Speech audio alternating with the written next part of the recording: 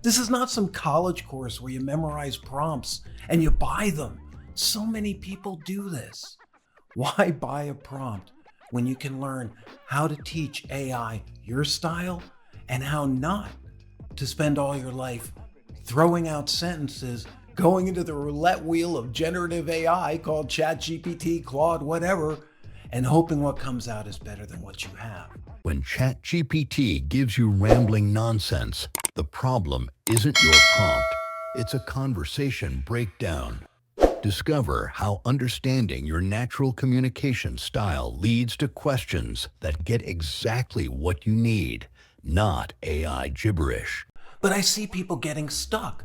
I'm going to show you how to map your natural patterns and then teach AI how to converse about them and how to understand. Because this isn't changing the way you communicate.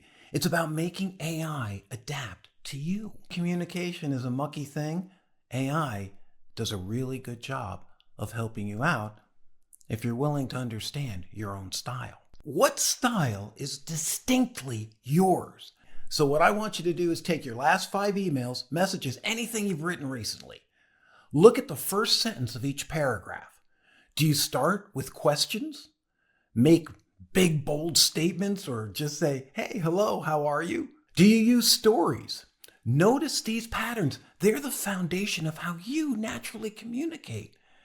And you can also make notes of it so that when you're training ChatGPT about your voice, this is getting to know yourself. What are those patterns? So take those out, take 3 to 5 examples, and see the patterns you have.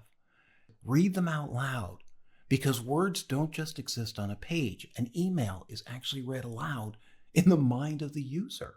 And a lot of times people do not read that out loud. And we have tools like HeyGen and other things that'll give us voices that'll read them to us.